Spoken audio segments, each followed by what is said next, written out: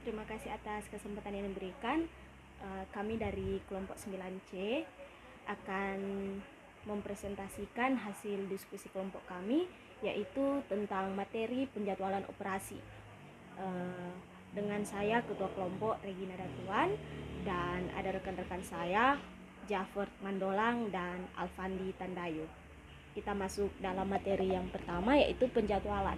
Penjadwalan operasi dibagi dalam dua, yaitu penjadwalan jangka panjang dan penjadwalan jangka pendek. Penjadwalan jangka panjang dikaitkan dengan jadwal pelaksanaan aktivitas yang memerlukan jangka waktu pengerjaan yang panjang, bulan sampai tahunan. Pekerjaan tersebut lazim disebut proyek, dan penjadwalan atas pengerjaan disebut networking planning atau analisis jangka kerja. Yang kedua itu penjadwalan jangka pendek. Penjadwalan jangka pendek berkaitan dengan penyusunan jadwal atas pengerjaan produk untuk memenuhi permintaan jangka pendek atau permintaan pasar. Penjadwalan jangka pendek ini disusun untuk pekerjaan yang akan dilakukan secara berulang. Jadwal jangka pendek disebut pula penjadwalan operasi atau operation scheduling. Di sini ada jenis keputusan strategi manajemen operasi. Di sini ada dua kolom, terdapat dalam jenis keputusan dan permasalahan. Di sini bisa dilihat contoh dari tabel dari jenis keputusan strategis manajemen operasi. Di selanjutnya ada penjadwalan produksi. Yang pertama itu fungsi penjadwalan. Pertama, mengefisienkan penggunaan sumber daya. Jika jadwal produksi kurang baik, maka tingkat penggunaan kapasitas mesin dan masukan akan kurang efisien. Kapasitas dapat menghadapi gejala pengangguran sumber daya, termasuk sumber daya manusia. Pengelolaan akan mengalami gangguan ketidaklancaran, bahkan dapat menyebabkan terjadinya keterlambatan. Hal tersebut akan menyebabkan naiknya biaya produksi dan mempengaruhi daya saing perusahaan. Yang kedua ada mengaktifkan penggunaan sumber daya. Jadwal yang baik menyebabkan penyediaan sumber daya, termasuk kapasitas produksi, yang sesuai dengan kebutuhan pengolahan. Pada akhirnya, kondisi serba selaras dan seimbang itu akan mendukung tercapainya efisiensi dalam proses produksi. Pada gilirannya nanti, kondisi tersebut akan menekan biaya pekerjaan sehingga akan menurunkan biaya produksi dan akhirnya akan meningkatkan daya saing perusahaan. Kita masuk dalam jadwal yang baik akan meminimumkan biaya proses produksi dan pada akhirnya akan meningkatkan daya saing. Sekarang apakah penjadwalan itu? Russell dan Taylor 2000 serta Bufa dan Sarin 1987 menyebutkan penjadwalan adalah penentuan tenaga kerja, peralatan, dan fasilitas yang dibutuhkan untuk menyelesaikan pembuatan suatu produk atau jasa tertentu. Kegiatan penjadwalan merupakan kegiatan terakhir dari mata rantai perencanaan produksi.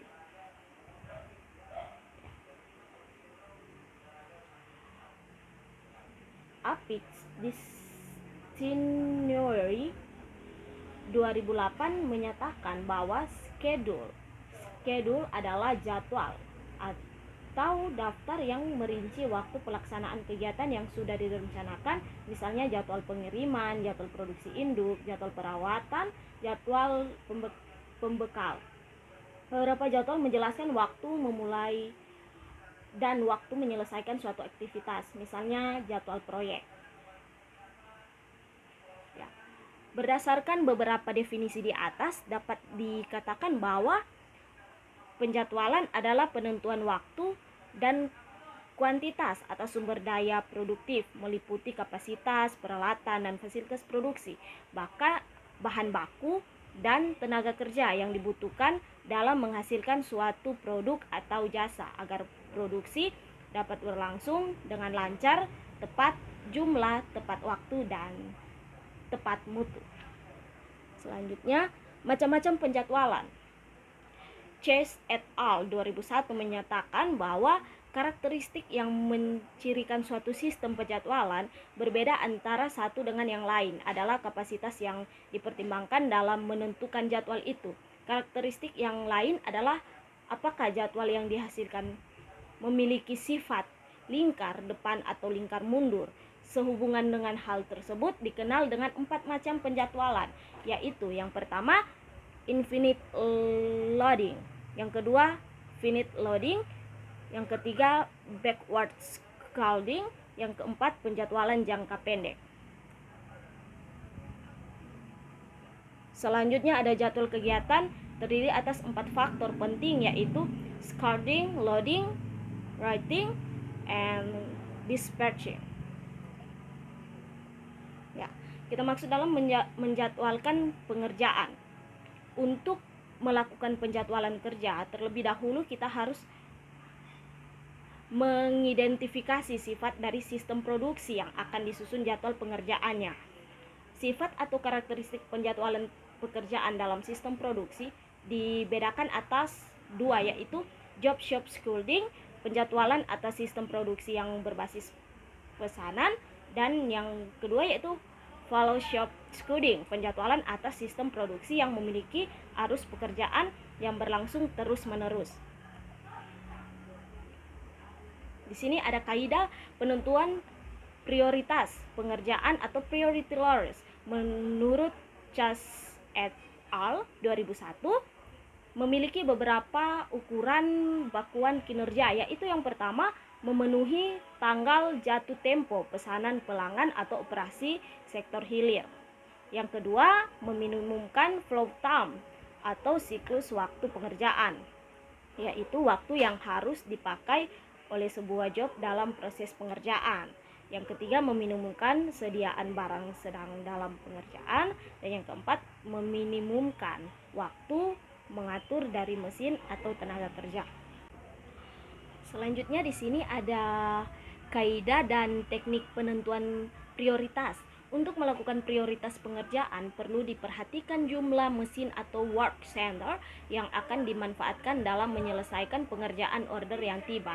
Dilihat dari sisi itu terdapat beberapa karakteristik, yaitu yang pertama end jobs on machines, yang kedua end job on 2 or more machines, yang ketiga end job on n machines, yang keempat end job on 1 machines dalam kurung n per 1. Demikian, dan selanjutnya akan dipaparkan oleh rekan saya yaitu Jafar Mandola. Terima kasih. Oke, terima kasih atas kesempatan. Saya akan menjelaskan dari slide nomor 11. Aturan penentuan urutan pengerjaan pesanan. Case dan Aquilano tahun 1995 menyebutkan ada 10 macam aturan penentuan urutan pengerjaan pesanan, yaitu sebagai berikut. Saya akan menjelaskan sekalian dengan penjelasannya, urutan dengan penjelasannya. Saya akan memberikan contoh kasus. Seorang tukang jahit jas laki-laki memiliki sebuah mesin jahit dan akan dilayani untuk mengerjakan 5 pesanan yang sudah tiba atau masuk. Data dapat dilihat dalam tabel berikut yang kami paparkan di slideshow. Kita diminta untuk menyusun jadwal pengerjaan dengan menggunakan beberapa kriteria pengurutan tugas seperti yang dikemukakan di atas. Yang pertama, first come, first serve, FCFS. Dianggap bahwa urutan kedatangan pesanan sama dengan yang dikemukakan dalam kasus metode ini sering disebut first in, first out. Siklus waktu atau lazim disebut sebagai flow time merupakan penjumlahan waktu-waktu pengerjaan pesanan atau job. Cara mencarinya sama dengan mencari frekuensi kumulatif dalam analisis statistik. Lanjut, short operating time (SOT). Pengurutan dilakukan dengan memperhatikan waktu proses pekerjaan sehingga diperoleh urutan C2, A5, E6, D8, dan B10. seperti yang tertera di tabel. Cara mencari siklus waktu sama dengan contoh terdahulu, sehingga untuk kasus ini perhitungannya tidak diulangi lagi. Dari perhitungan tersebut terlihat bahwa kriteria SOT ini lebih baik hasilnya daripada hasil FCFS. Rata-rata waktu pelayanan lebih pendek, demikian pula rata-rata waktu menunggunya. Early due date first, EDDF, memperhatikan tanggal jatuh tempo pesanan yang dijanjikan. Maka urutan pengerjaan pesanan sesuai tabel adalah C5, E8, A10, D12, dan B15. Lanjut. Slack time remaining, STR. Untuk job A sama dengan 10 kurang 1 kurang 5 sama dengan 4. B 15 kurang 1 kurang 10 sama dengan 4. C 5 kurang 1 kurang 2 sama dengan 2. D 12 kurang 1 kurang 8 sama dengan 3. Sehingga urutan pengerjaan pesanan menjadi E, C, D, A, B. Slack time remaining per operation, STR, strap OP. Hampir sama dengan metode STR, perbedaannya ialah pada STR strap OP ini yang dicari adalah rasio, seperti yang tertera di tabel. Last come first serve, LCFS, dipakai pada pengerjaan yang masukannya tiba di tempat kerja dalam bentuk tertumpuk, misalnya pada usaha penjahitan, konveksi, dan sepatu yang dijahit secara manual. Komponen yang akan dikerjakan di sebuah titik pengerjaan ditumpuk di sebuah keranjang, sehingga yang terakhir dikerjakan akan berada di tumpukan paling atas. Pada waktu akan dikerjakan di titik pengerjaan berikutnya, operator atau tukang jahit akan mengambil unit yang paling atas. Last come first serve, metode ini sering disebut LIFO, last in first out, merupakan kebalikan dari first come first serve. Lanjut, random order. Pemilihan urutan pengerjaan adalah sembarang dan dapat ditetapkan melalui pengundian. Misalnya pengundian menghasilkan C, A, E, B, dan D, ataupun diputar-putar, terserah, yang penting sembarang, random order. Oke, sekian dari penjelasan saya, pemaparan dari kelompok kami. Terima kasih. Oke, baik, terima kasih. Kita masuk pada yang berikut. Selanjutnya, perbandingan kinerja setiap kriteria penjadwalan. Perbandingan hasil yang diperoleh dari setiap metode dapat dilihat dalam daftar rekapitulasi berikut ini, seperti yang ada dalam tabel berikut. Bisa kita lihat.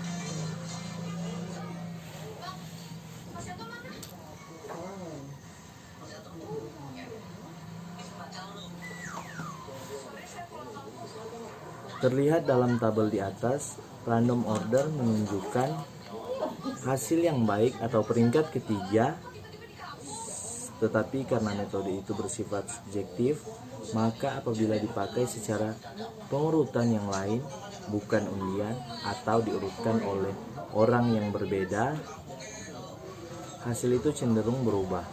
Namun demikian, model ini mudah diterapkan, relatif sama dengan metode first come first serve dan last come first serve. Yang berikut penjadwalan untuk N/2 N atau 2. Model ini lazim disebut model Johnson, penentuan urutannya dengan menggunakan Johnson Rule. Aturan Johnson ini bertujuan mengoptimalkan urutan pengerjaan pesanan yang harus melalui proses pengerjaan pesanan yang harus melalui proses pengerjaan serial dan 2 atau lebih stasiun kerja atau mesin kerja. Metode produksi atau layanan yang memiliki karakteristik demikian, misalnya sebuah salon menyediakan tempat keramas, cuci muka, cuci rambut, dan sanggul, dan sebagainya. Seorang pelanggan harus melalui lebih dari satu tahanan untuk mendapatkan pelayanan yang lengkap. Yang berikut proses penjadwalan Proses penjadwalan dilakukan dengan tahapan berikut. Dalam proses penjadwalan ini memiliki 4 tahapan sebagai berikut. Yang pertama, dibuat lebih dahulu daftar dari pekerjaan job yang dilaksanakan.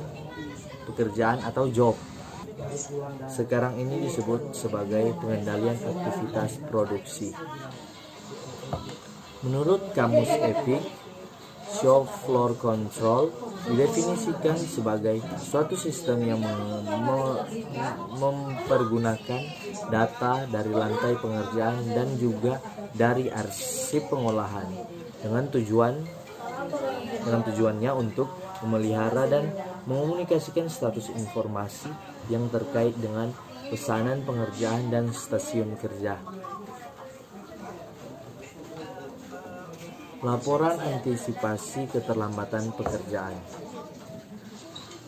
Laporan diperlukan untuk melakukan usaha cegah tangkal atas dampak buruk MPS jika jadwal penyelenggaraan pengerjaan jauh menyimpan dari target MPS, maka kecenderungan terjadi ketidakpuasan pelanggan menjadi semakin besar.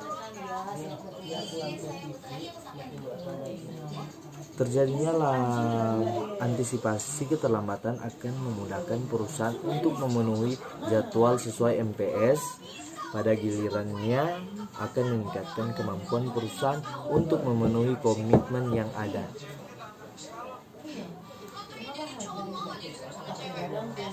Oke, yang berikut laporan masukan dan keluaran.